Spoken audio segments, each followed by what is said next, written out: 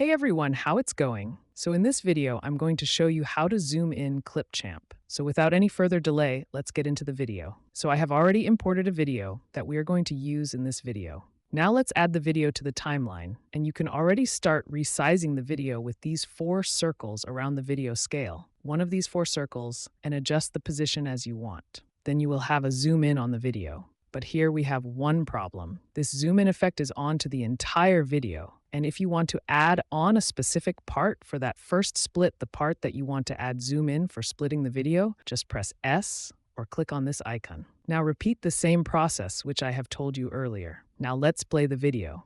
I know you told your friend you're not okay.